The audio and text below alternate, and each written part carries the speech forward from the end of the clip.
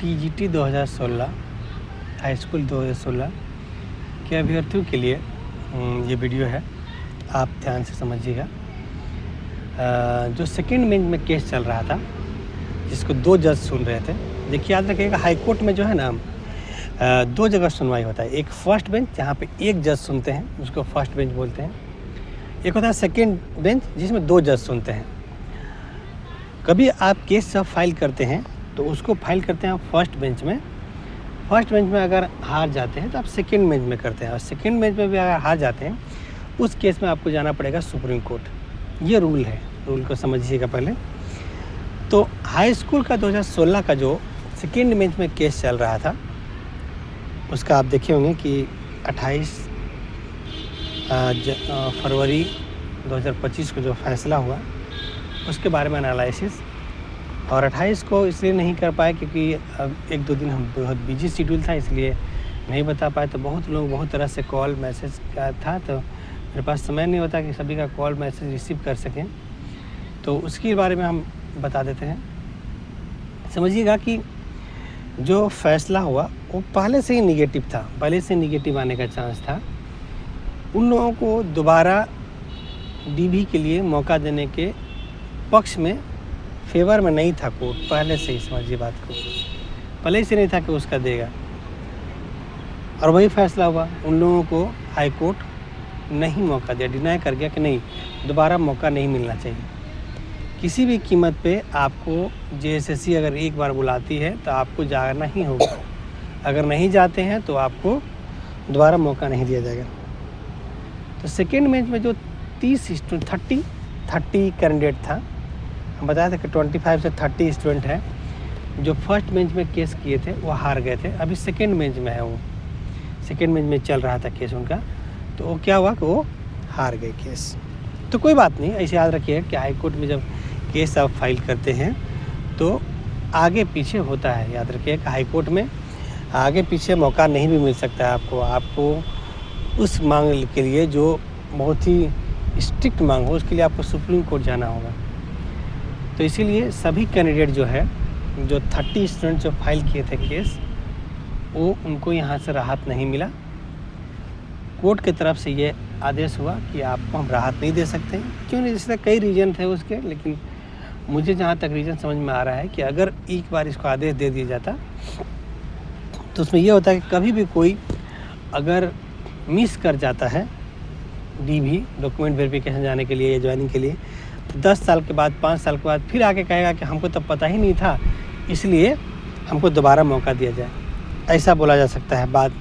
बाद में फ्यूचर के लिए थोड़ा निगेटिव इफेक्ट पड़ जाता, इसलिए इन लोगों को हाई कोर्ट ने कह दिया कि नहीं, आपको मौका नहीं देंगे। बस 30 स्टूडेंट जो सेकेंड बेंच पे थे उनको अब सुप्रीम कोर्ट जाना होगा न्याय के लिए, और वो जा भी रहे हैं, और उनको जाना भी चाहिए। मेरे अकॉर्डिंग ज़रूर जाना चाहिए, क्योंकि उनका भी पक्ष सही है कि उनका एक पक्ष सही है कि देखिए मेरा रिजल्ट देर से प्रकाशित हुआ था, एक बार हुआ, फिर कब हुआ कब नहीं पता नहीं चला, होना था नहीं होना था, इसीलिए वो जा सकते हैं, उनको जाना चाहिए।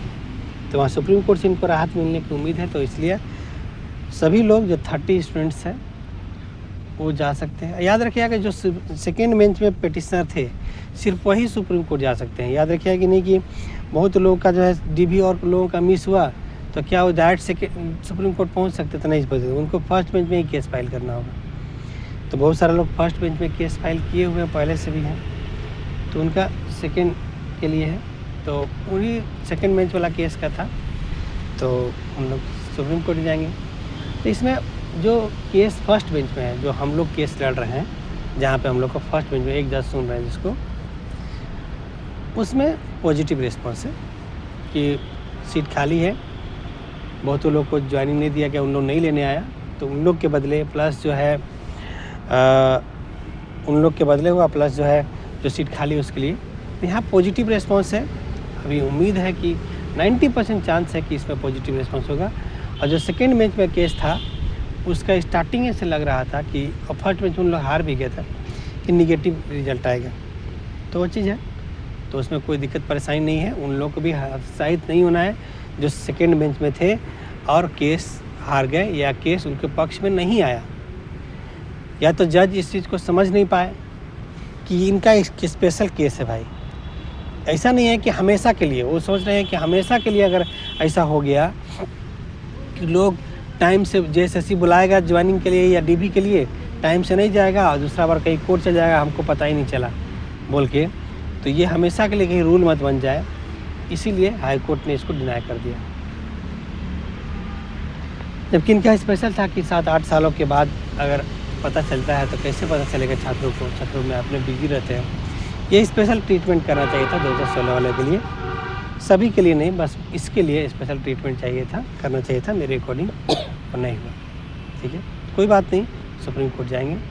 और जो भी फर्स्ट बेंच में केस है, जहाँ जो फर्स्ट बेंच में जो केस है, जो 2000 के आसपास पिटीशन है, जो जिसमें सीट खाली 8000 से प्लस 9000 के आसपास के सीट का जो ज्वाइनिंग का मांग है, फुलफिल करने का जो मांग है, वो चल रहा है। उसमें पॉजिटिव आने का 90% चांस है, पॉजिटिव आएगा, नहीं उसमें कोई दिक्कत नहीं है, इसलिए किसी को हतोत्साहित परेशान होने की ज़रूरत नहीं है। और एक बात और बोलना चाहते हैं, जब भी कोई मामले कोर्ट में होते हैं तो याद रखिएगा उसको आपको दोनों ने चल कर रहना है कि या तो फेवर में आ सकता है, नॉट फेवर में नहीं भी आ सकता है, तो अगला बेंच में फाइल हो सकता होगा। और फर्स्ट बेंच वाले में यह है कि उसमें उम्मीद है कि जो है हो जाएगा, इसलिए कोई दिक्कत नहीं है। और बार बार हम एक चीज़ और बताते हैं जब भी वीडियो मेरा होता है कि आपको किसी के भ्रम या बहकावे में किसी तरह से में नहीं आना है, आपको कोर्ट का फैसले पे मांगना है। याद रखिएगा कि बहुत लोगों को हमने कोर्ट केस में जोड़ दिया है, और भी लोग अगर जुड़ना चाहे तो जुड़ सकते हैं। जब तक फैसला आ नहीं जाता, जब तक फैसला लिखाता नहीं है, तब तक आप कोर्ट केस में एज ए पिटिशनर जुड़ सकते हैं। हाई स्कूल के जब सभी छात्र पिटिशनर में जुड़ सकते हैं जो नहीं जुड़ पाए हैं। याद रखिएगा पहले केस में वही लोग गया है जिसको कोर्ट कचहरी का जानकारी था, वो लोग कोर्ट केस में चला गया। लेकिन जिनको कोर्ट कचहरी का जानकारी नहीं है, गांव में रहते या किसी तरह से जानकारी नहीं, वो लोग तो नहीं जा पाए। उसके लिए एज ए हेल्प, मदद के लिए हम बोले थे या हम बोल रहे हैं कि हम उनको कोर्ट केस में ज़रूर पहुंचा सकते हैं। एज ए पिटिशनर आप होंगे, आप कोर्ट केस में जाएंगे, जो फैसला जॉइंट फैसला होगा वही फैसला आपके ऊपर लागू होगा, इससे गारंटी हम देते हैं। दूसरा, कोई भी किसी तरह से अगर भटकाव के कहता है कि नहीं अब तुम्हारा नहीं हो सकता या नहीं हो सकता, ऐसा बिल्कुल ही गलत बात है उनका। क्यों? क्या कि कोर्ट ने मना किया है कि आप नहीं ले सकते, आप पिटिशनर लोग नहीं बन सकता, या ऐसा कोई बोला है क्या? नहीं बोला है।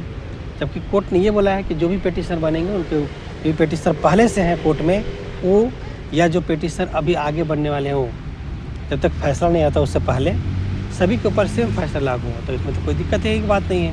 दूसरा, सभी लोगों को एक बात और बोलना चाहते हैं, post graduate PGT +2 school PGT 2023 या +2 स्कूल का जो केस चल रहा है, उसमें भी बोलना चाहते हैं कि अभी पिटिशन हम लोग के पास 700 के आसपास पिटिशन है टोटल। हम चाहते हैं कि ये 2000 पिटिशन हो, ताकि इसको लड़ाई लड़ने में बहुत आसानी हो।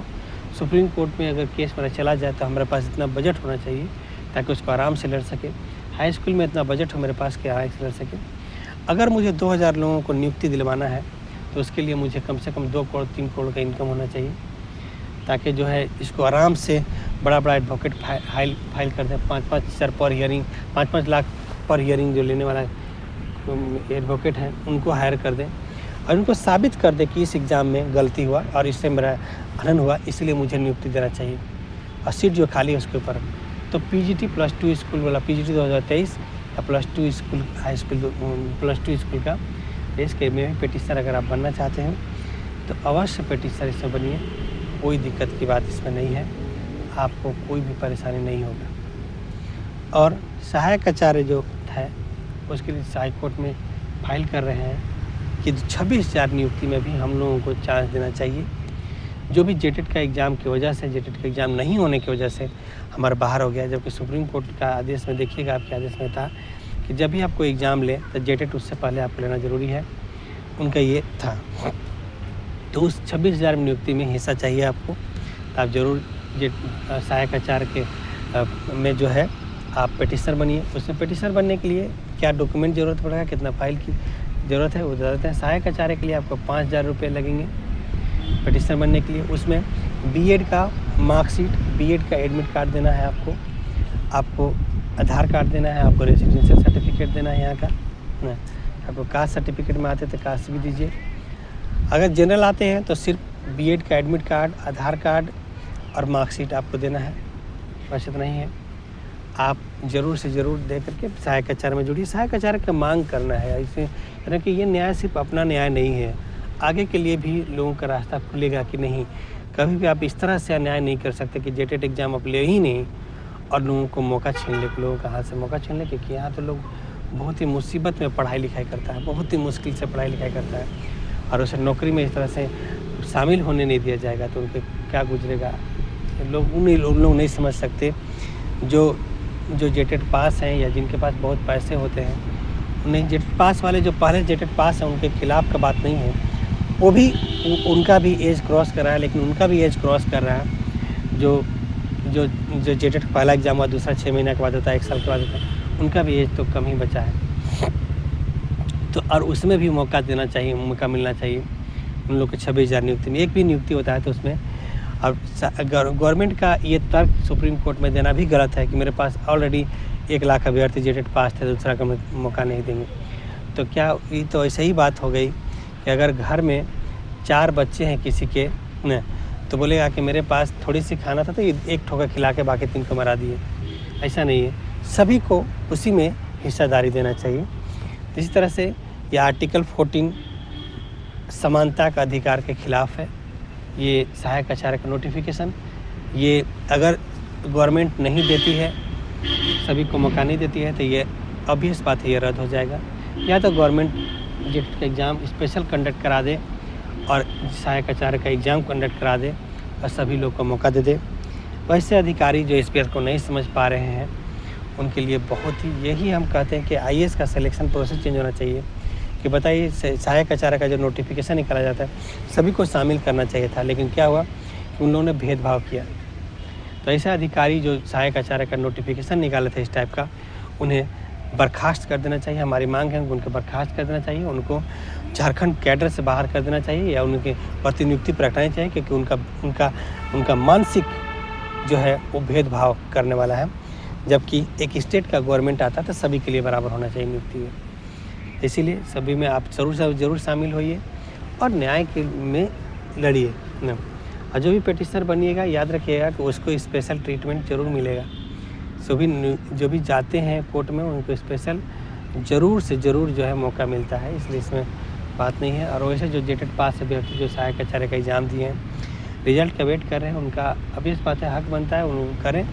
लेकिन जिसके साथ भेदभाव हुआ है, जिसके साथ गलत हुआ है, उसके लिए हम तो लड़ेंगे ही। और कभी भी कहीं भी कुछ भी गलत होगा और हम उसके लिए लड़ेंगे। अभी यही नहीं लड़ते देखेंगे आप मुझे परमानेंट देखेंगे कि हमेशा ये चीज़ को हम आपको लड़ते दिखाई देंगे। और मेरा यही है कि हम हमेशा अन्याय जहाँ पे होगा किसी भी मामले में मैं वहाँ लड़ूंगा, ये बात तय है। भले ही मैं वहाँ जीत जाऊँ या हार जाऊँ, मैं लड़ूंगा ज़रूर। आपके साथ भी अगर किसी तरह से अन्याय होता है, ज़मीन जायदाद के लिए, किसी को नौकरी के लिए, किसी तरह से भी आप मुझे कांटेक्ट कीजिए। हम आपको जो है इस केस के लिए कानूनन तरीके से high court, supreme court, lower court के माध्यम से आपको न्याय हम दिला देंगे। अगर आपके साथ गलत हुआ है तो इसमें कोई भी किसी तरह से प्रॉब्लम की बात नहीं है। तो आप जो है अब यही बात था। ठीक है, थैंक यू। अगला अपडेट के लिए बने रहिएगा, हम अपडेट करेंगे। ठीक है, थैंक यू।